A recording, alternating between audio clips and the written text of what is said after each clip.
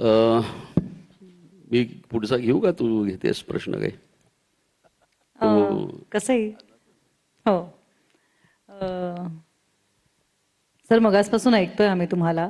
तुमचं एक wide vision प्रत्येकालाच माहिती आहे, तुमचं नॉलेज. आणि फक्त वरवरचं नाही तर फार खोलवरचं जाऊन तुम्ही बोलता.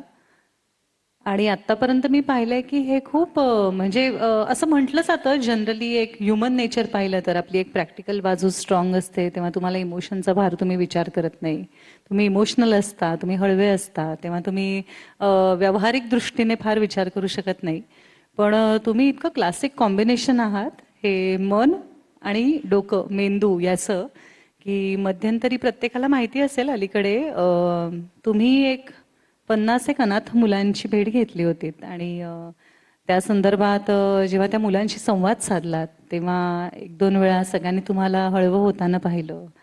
तुम्ही त्यांचं मन समजून घेऊ शकलात. आणि तुमचं असंही म्हणणं आहे की त्या मुलांना आज रोजगार मिळाला पाहिजे यासाठी तुम्ही 1% आरक्षणाचा निर्णय घेतलात. आणि तुम्हाला असं वाटतं की हा तुम्हाला सर्वाधिक समाधान देणारा निर्णय होता. सो ह्याबद्दल तर आम्हाला थोडंसं ऐकायला आवडेल. आणि ही जी संवेदनशीलता आहे जी तुम्ही या पॉलिटिक्समध्ये आजच्या थकाथकीच्या आयुष्यात तुम्ही इतकं बिझी, म्हणजे आज आम्ही इथे जेव्हा बॅकस्टेजला होतो तेव्हा आम्हाला कळलं की आता सर इथून निघालेत, ते आता इथे पोहोचणार आहेत, इथून तुम्हाला पुन्हा आणखी कुठे पोचायचंय. सो हे सगळं करत असताना ती संवेदनशीलता जपणं ही प्रत्येकाला जमेल अशी गोष्ट नसते, पण तुम्ही फार छान पद्धतीने ते जपता. तर त्याबद्दल आम्हाला सांगा आणि त्याचा तुम्ही पॉलिटिक्समध्ये कसा वापर करून घेता. हा जो अनाथ आरक्षणाचा विषय आहे, खरं म्हणजे आमचे मित्र आहेत श्रीकांत भारतीय, हे अनाथांच्या क्षेत्रात खूप चांगलं काम करतात. ते आणि त्यांच्या पत्नी हे खूप चांगलं काम करतात. आणि मागच्या काळात जेव्हा मी मुख्यमंत्री होतो त्यावेळी एक गोष्ट त्यांनी माझ्या लक्षात आणून दिली की विशेषतः जी अनाथ मुलं ही अनाथालयात राहतात त्यातल्या अनेकांना जातच नाही आहे, कारण ते कोणाची मुलं आहेत हे माहितीच नाही आहे. त्यामुळे त्यांना कास्ट सर्टिफिकेट मिळू शकत नाही, त्यामुळे त्यांना कुठल्या आरक्षणाचा फायदा मिळू शकत नाही. त्यामुळे सगळ्या कॉम्पिटिशनमध्ये ते मागे राहून जातात. आणि मग याचा खूप आम्ही अभ्यास केला तर आमच्या असं लक्षात आलं की आपल्याला या अनाथ मुलांकरता 1% आरक्षण ठेवलं पाहिजे. या आरक्षणामध्ये ज्यांना जात माहिती आहे त्यांना त्यांच्या जातीत आरक्षण मिळालं पाहिजे. ज्यांना माहिती नाही त्यांना 1% ओपनमध्ये आरक्षण मिळालं पाहिजे किंवा वेगळ्या पद्धतीने त्यांना आरक्षण मिळालं पाहिजे. अशा पद्धतीनं 1% आरक्षण देण्याचं आम्ही काम केलं. आणि मला अतिशय आनंद आहे, 800 मुलं, म्हणजे मुलं आणि मुली अनाथ आश्रमात राहणारी किंवा काही अनाथ आश्रमाच्या बाहेरची, ही या 1% आरक्षणामुळे महाराष्ट्र शासनामध्ये नोकरीला लागली. मला असं वाटतं की यापेक्षा अधिक आनंदाची गोष्ट काय असू शकते की ज्यांच्या जीवनामध्ये समोर अंधार होता, एक निर्णय, मला असं वाटतं की डेमोक्रेसीचा, लोकशाहीची ताकद बघा, एक निर्णय कित्येक लोकांचं आयुष्य बदलून टाकतो. आणि तसं आयुष्य आपण बदलू शकलो. आणि राजकारणामध्ये अनेक वेळा त्याच त्या गोष्टी कराव्या लागतात, खूप अडचणींना सामोरं जावं लागतं, अनेक वेळा लोकांच्या शिव्या देखील खाव्या लागतात. आणि यामुळे खूपदा कोडगेपणा येण्याची शक्यता असते. पण मला असं वाटतं की राजकारणामध्ये संवेदना ही खूप महत्त्वाची आहे. संवेदनहीन व्यक्ती हा कदाचित निवडणुका जिंकू शकतो, पण तो उत्तम नेता नाही होऊ शकत. उत्तम नेता जो असतो त्याला संवेदनाही असलीच पाहिजे. आणि संवेदनाच तुमच्या वेगवेगळ्या प्रकारच्या ज्या काही योजना आहेत त्यांना जन्म देते. संवेदनाच तुमच्या डोक्याला काहीतरी नवीन करण्याची कल्पना देते. आणि म्हणून मला असं वाटतं की संवेदना असली पाहिजे. आणि निश्चितपणे काही प्रमाणात ही संवेदना मी जपलेली आहे आणि पुढेही जपणार आहे. अ, पाणी प्यावंच लागेल तुम्हाला, कारण का पुढचा प्रश्न फारच एखाद वेळेला आणखीन. ठाणेकरांनी पाणी पाजलंच आहे मला. नाही नाही सर, मी ठाण्यात गेले 50 वर्ष वर्तमानपत्र काढतोय आणि ठाणे महापालिकेच्या स्थापनेपासून त्या सर्व निवडणुका मला बघायचं भाग्य मिळालं. त्याच्यामुळे ठाण्यात जे आता 2-3 निवडक पत्रकार आहेत त्यातला मी एक आहे की ज्यांनी सर्व निवडणुका पाहिल्या आणि या सर्व निवडणुकांमधलं एक एक इव्होल्युशन, ट्रान्झिशन सगळं पाहिलं, सगळं राजकारण पाहून झालं. ठाण्याच्या निवडणुकीच्या संदर्भात आणि खास करून भारतीय जनता पक्षाच्या संदर्भात भारतीय जनता पक्षाच्या कार्यकर्त्यांच्या मनातला प्रश्न आहे तो मी विचारतोय. त्यांचा प्रतिनिधी म्हणून, मी पक्षाचा नाही आहे तुमच्या, पण माझ्याकडे ज्या येतात गोष्टी त्याच्या आधारे, की शिवसेनेबद्दल मगापासून तुम्ही एकनाथ शिंदेंचा बरेचदा उल्लेख केलात आणि तुमचे आणि त्यांचे संबंध अतिशय सौहार्दाचे आहेत, त्याच्याबद्दल पण वाद नाही. म्हणजे तुम्ही तुमचं वेगळं काहीतरी केमिस्ट्री आहे हे सगळ्यांना समजलेलं आहे. असं असताना ठाण्यामध्ये भारतीय जनता पक्षाच्या कार्यकर्त्यांची अशी इच्छा होती की आपण स्वतंत्रपणे निवडणूक लढवावी. परंतु तुम्ही बहुतेक एकनाथ शिंदेंचं तुमचं इतकं छान ट्युनिंग आणि प्रेम आहे की मुंबईत जो हट्ट तुम्ही ठेवला होता तो तुम्ही ठाण्यात सोडून दिला. तर आज सांगून टाका हे नेमकं काय झालं, कसं झालं.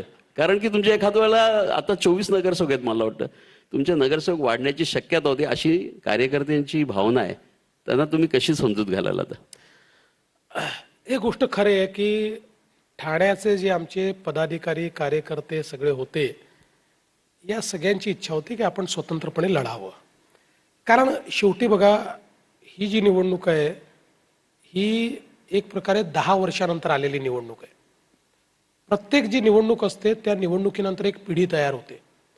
17च्या निवडणुकीनंतर एक पिढी तयार झाली, 22च्या निवडणुकीकरता, पण 22ला निवडणूकच झाली नाही. 22च्या नंतर एक अजून पिढी तयार झाली. त्यामुळे 2 पिढ्या एकत्रितपणे निवडणुकीला सामोऱ्या चालल्यात प्रत्येक पक्षामध्ये. आणि मग अशा परिस्थितीमध्ये आपण जर या ठिकाणी युती केली तर आपल्या कार्यकर्त्यांना न्याय देता येणार नाही, त्यांना लढवता येणार नाही. आणि शेवटी आज भारतीय जनता पक्ष हा एक प्रमुख पक्ष आहे. ठाण्यामध्येही वर्षानुवर्ष या ठिकाणी शिवसेना आम्ही युतीत लढलो. ठाण्यामध्ये शिवसेना एक बलशाली पक्ष म्हणून त्या ठिकाणी राहिला. पण आमच्या लोकांना असं वाटत होतं की आपली शक्ती आता वाढलेली आहे, आपण जास्त नगरसेवक आणू शकतो, त्यामुळे आपण या ठिकाणी स्वतंत्रपणे लढलं पाहिजे. पण मी त्याकरता आग्रह धरला. आमचे अध्यक्ष रवी चव्हाणजी यांनी देखील आग्रह धरला आणि आम्ही सगळ्यांनी सांगितलं की आपण असं आहे की आता या नवीन परिस्थितीमध्ये ज्यावेळी जी काही बाळासाहेबांची शिवसेना आहे, ही शिवसेना आणि त्याचं नेतृत्व हे शिंदे साहेबांकडे आलेलं आहे, ती शिवसेना ते चालवत आहेत.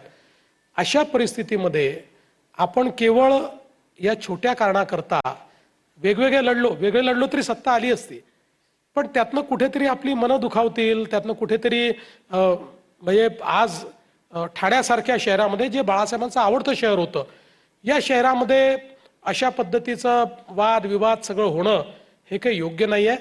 त्यामुळे आवश्यकता पडली तर आपण थोडी पडती बाजू घेऊ, कमी जागा आपण घेऊ, पण आपण अलायन्समध्ये लढू.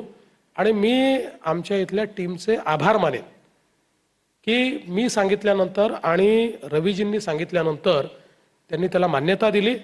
आम्ही कमी जागा घेतल्या, आज आम्ही सोबत लढतो आहोत. पण मला हे निश्चितपणे माहिती आहे की आमचा हा निर्णय बरोबर आहे. मुंबईत आमचा निर्णय बरोबर होता.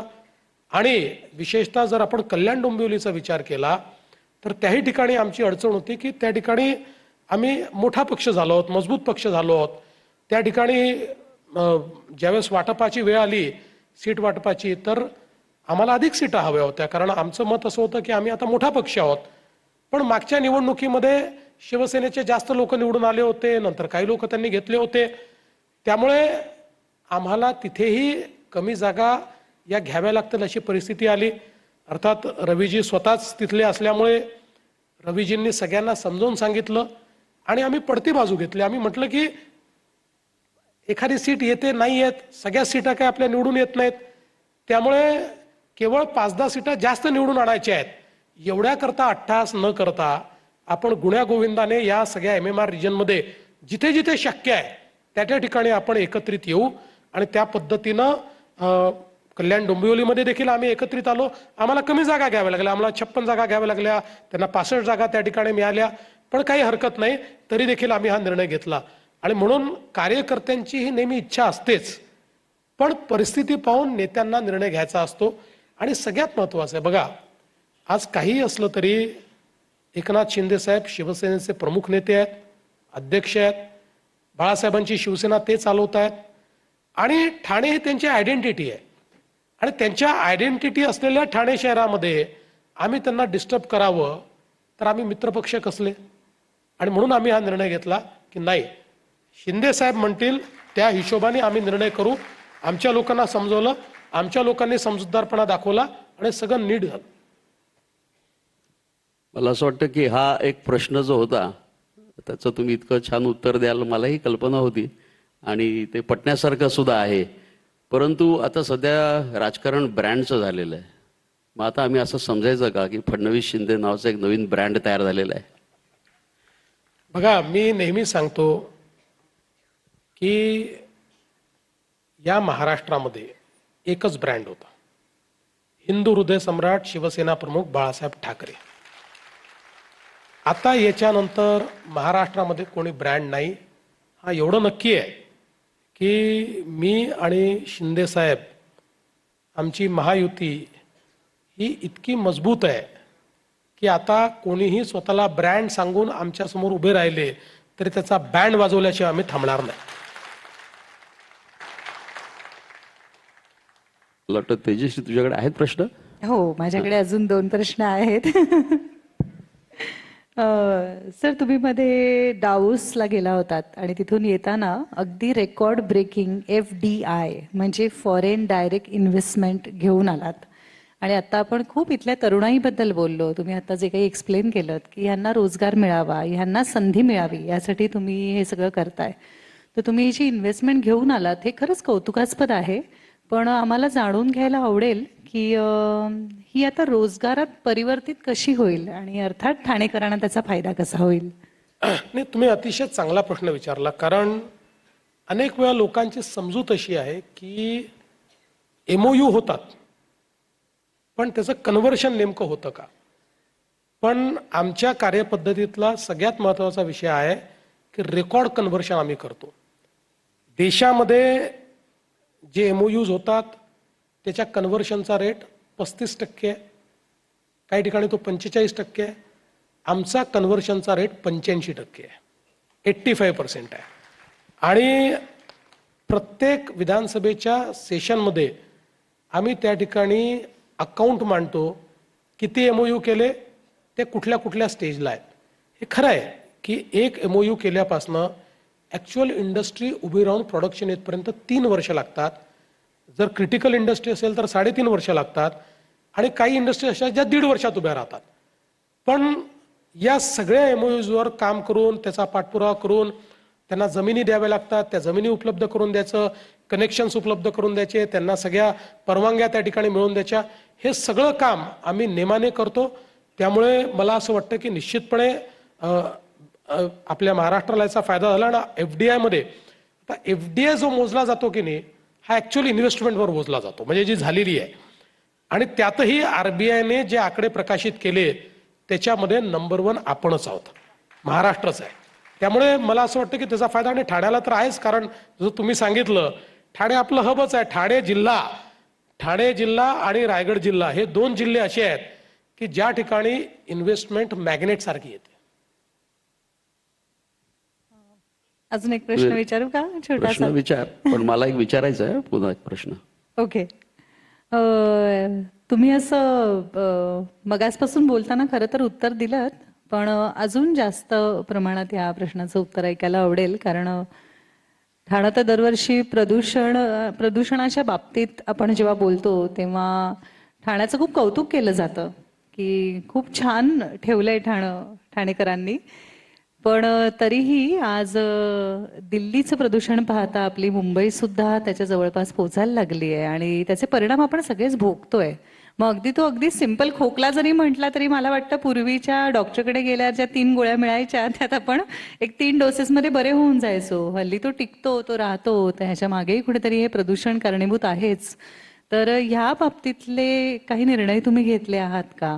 आणि या बाबतीत सगळ्यांनीच खरं तर म्हणजे तुमचे निर्णय तर ऐकायचे आहेतच, पण जनतेला सुद्धा जे अगदी तुम्हाला मनापासून तुमचं ऐकतात, तुमच्या विजनवर आमचा विश्वास आहे, त्यामुळे आम्हाला सुद्धा काही गायडन्स द्या, टिप्स द्या त्याबद्दल. नाही, खूप महत्त्वाचा प्रश्न तुम्ही मांडलाय.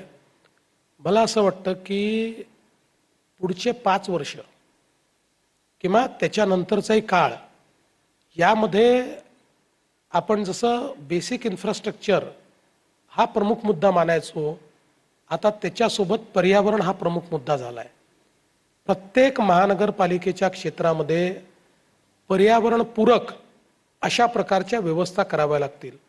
आणि म्हणून जसं मी परवाच्या भाषणात सांगितलं की पुढच्या 5 वर्षामध्ये मुंबईच्या सर्क्युलर इकॉनॉमीवर पर्यावरणपूरक गुंतवणूक 17,000 कोटी रुपयाची गुंतवणूक करण्याचा आम्ही प्लॅन तयार केला आहे, की ज्यातनं मुंबईची एअर क्वालिटी चांगली राहिली पाहिजे, मुंबईची वॉटर क्वालिटी चांगली राहिली पाहिजे. तशाच पद्धतीनं प्रत्येक महानगरपालिकेचा आम्हाला अशा पद्धतीचा जो सर्क्युलर इकॉनॉमीचा एक त्या ठिकाणी प्लॅन आहे तो तयार करायचा आहे. बघा, शेवटी प्रदूषण होतं कशामुळे? कचऱ्यामुळे होतं. त्याचं जर तुम्ही नीट त्या ठिकाणी कचऱ्यावर प्रक्रिया केली तर प्रदूषण थांबतं.